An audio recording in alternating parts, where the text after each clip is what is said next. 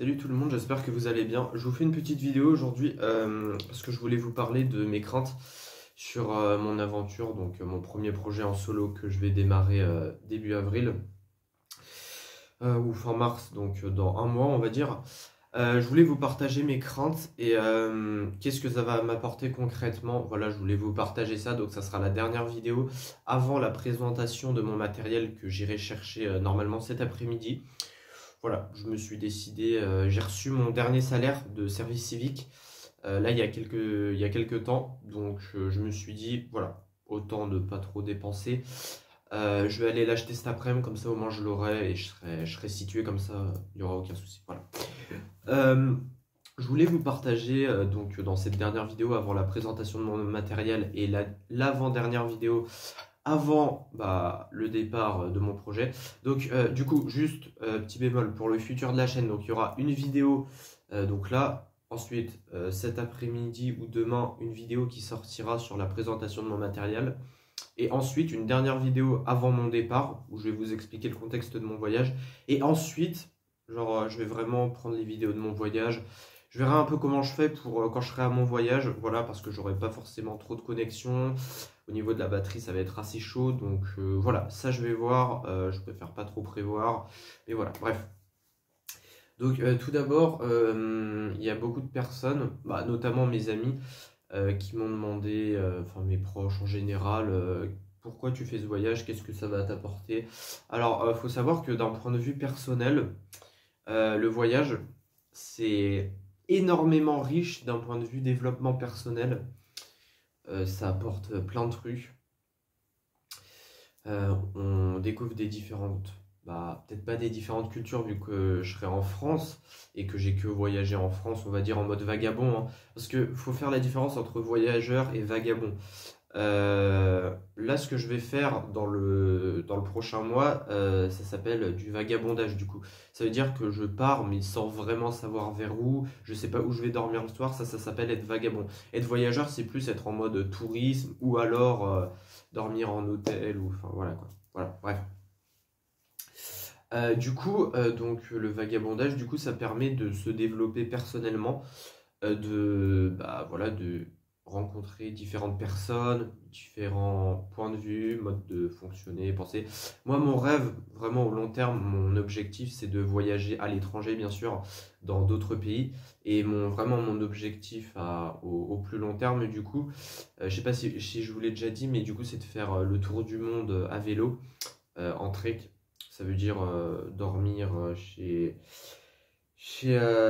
dans la nature, traverser l'océan Atlantique en bateau, ensuite traverser l'Amérique, revenir, explorer l'Australie, l'Océanie, la Nouvelle-Zélande, passer par l'Asie, faire le tour d'Asie, aller en Sibérie, et ensuite revenir en France. Voilà, donc ça c'est mon rêve.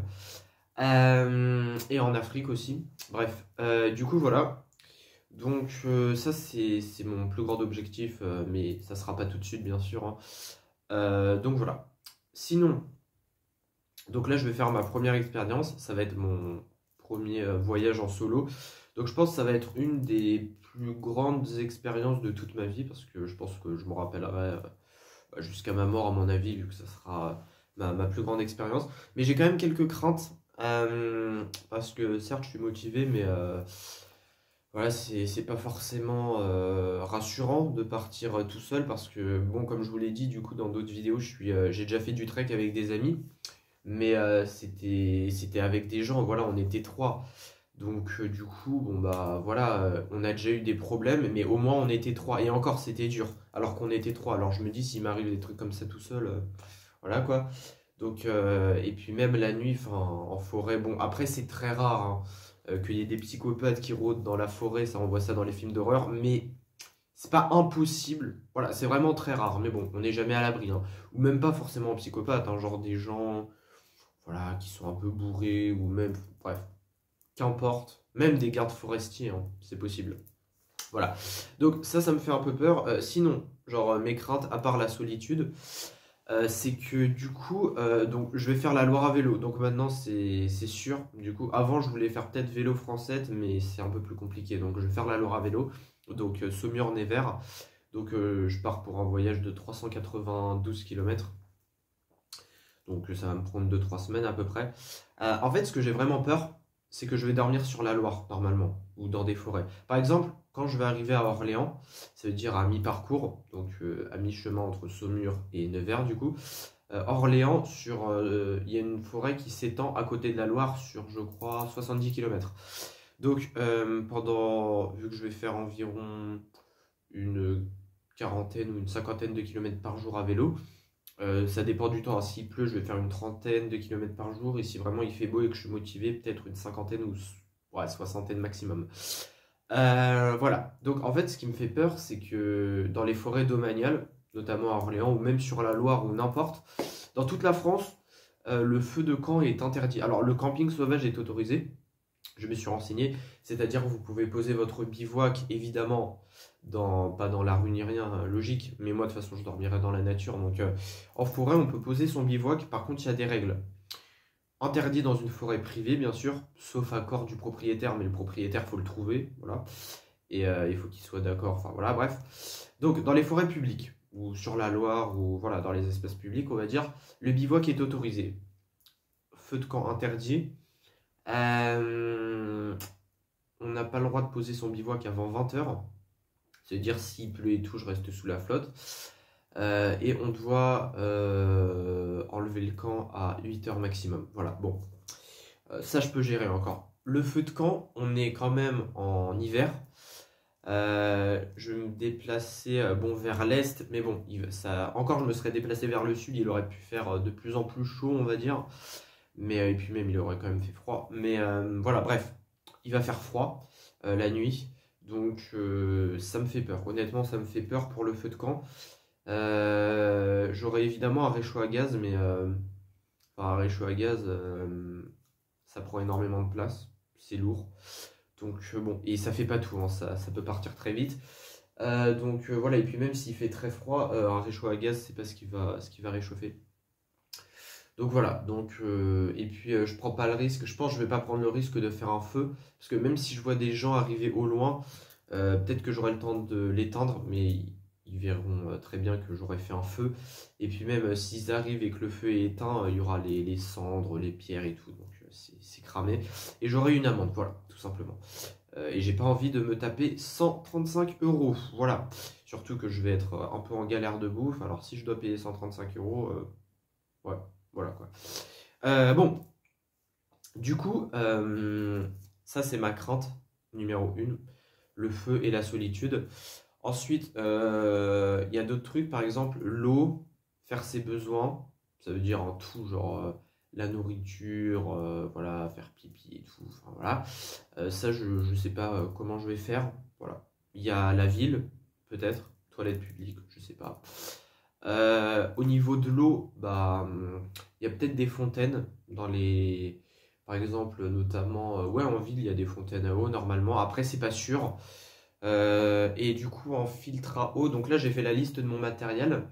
Donc, j'ai reçu mon salaire. Enfin, j'avais fait des économies, mais j'ai que 790 €, je crois. Et avec tout mon matériel, je vais prendre mon sac qui va coûter 160 € parce que je veux un gros sac. Vraiment, c'est un sac génial, voilà. Qui va me durer plusieurs années, bien sûr, hein. Plus ma tente, 200 € et tout, j'aurais pas les moyens de m'acheter un filtre à eau. Surtout que je dois acheter voilà, un couteau de randonnée, une hachette, enfin un peu tout ça, quoi. Donc voilà, donc ça va être compliqué. Mais au niveau de la nourriture du coup et de l'eau, donc l'eau je sais pas, je pense que je vais pouvoir gérer. Après bon, je connais des trucs mais c'est un peu galère vu que je serai à côté de la Loire. Bon ça je vous expliquerai peut-être plus en détail après mon aventure, donc vers cet été, parce que cet été aussi je vais repartir à l'aventure normalement. Bon, je me mets pas trop d'objectifs pour cet été, je veux déjà vivre à fond ces 2-3 semaines où je vais partir en avril pour ma première expérience, et le reste je verrai par la suite, voilà. Donc pour finir, l'eau, je peux du coup prendre de l'eau de la Loire qui n'est pas potable bien sûr, et dans certains coins très pollués, voilà. Donc je peux prendre de l'eau de la Loire, la mettre dans une chaussette avec un peu de terre pour filtrer. Et ensuite la mettre dans une casserole de trek, la faire bouillir, attendre qu'elle soit plus chaude quoi, et la boire, comme ça la filtre. Mais si je suis en galère d'eau, surtout que je serai en vélo, donc sur mon vélo j'ai une gourde, si je dois attendre chaque soir pour installer mon campement, mettre mon réchaud à gaz, allumer un feu peut-être, sachant que c'est pas autorisé, pour boire de l'eau, ça va être compliqué, hein. Donc, c'est pour ça que l'eau, ça va être le plus important. J'ai vraiment pas la thune. Un filtre à eau, les moins chers, vraiment pour avoir de la bonne qualité, c'est 80 balles, donc c'est pas donné. Et c'est des filtres qui sont très fragiles et qui durent pas forcément dans le temps. Voilà, sachant que je suis pas millionnaire, ça va être compliqué. Voilà, mais voilà, je vais peut-être essayer d'en acheter un. Mais après, il faut aussi que je garde au moins 100 euros pour ma nourriture. Et 100 euros encore, je suis gentil, hein. Ça se trouve, je vais avoir besoin de plus. Mais je serai dans la merde parce que je n'aurai pas plus, hein. Avec tout, j'ai fait la liste, hein, et il me resterait à la fin ouais, 100 euros à peu près. Donc voilà. Alors après, pour la nourriture, donc j'ai pas de carte bancaire encore. Du coup, j'ai demandé donc à mon père de m'en faire une. Donc je sais pas combien de temps ça va prendre, j'espère que je l'aurai avant mi-mars. Donc bah, ce que je vais faire c'est tout simple parce que je m'y connais pas forcément, enfin je m'y connais un peu mais pas forcément dans tout ce qui est végétaux et tout. J'ai pas envie de prendre de risques, j'ai pas envie non plus de me sous-alimenter parce que je vais quand même faire énormément de vélo, de kilomètres de vélo chaque jour. Donc ce que je vais faire c'est que je vais, avec ma carte bancaire, j'irai bah, au supermarché ou dans un biocoop chaque soir. Et certes ça sera très restreint.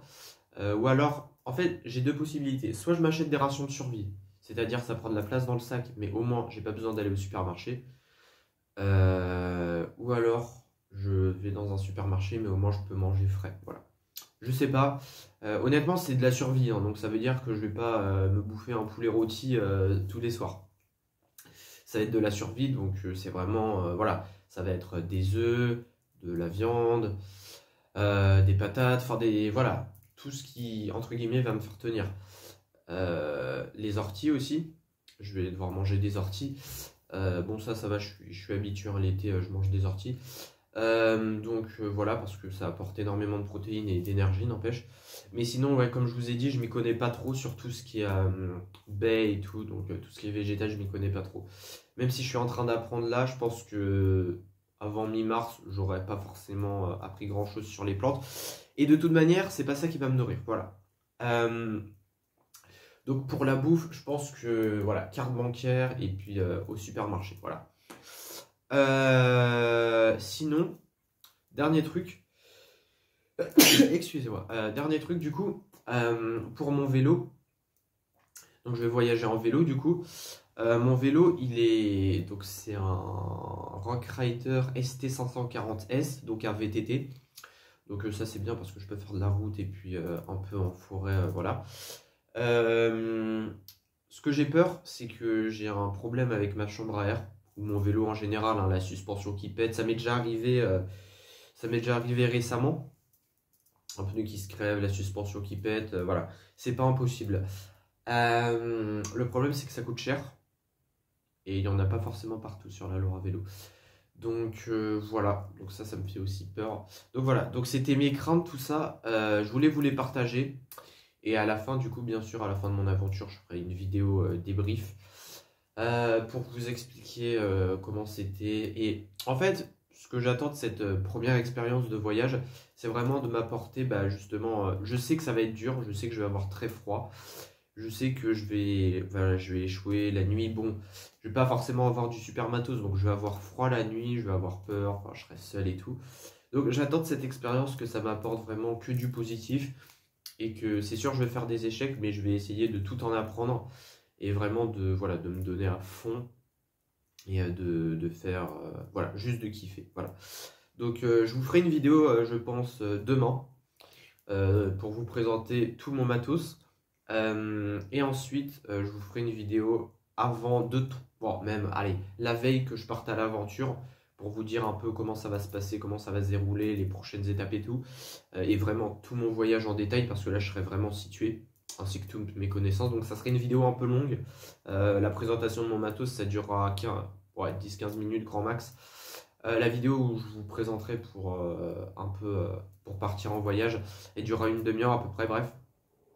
Du coup voilà, donc d'ailleurs je ferai peut-être 2 parties, bref. Et du coup après ça sera l'aventure que je filmerai et tout.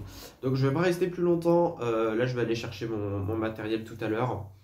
Et donc voilà. Et je vais un peu planifier ça. Voilà. Donc sur ce, passez une bonne journée. Et puis prenez soin de vous. Et voilà. Allez, peace and love.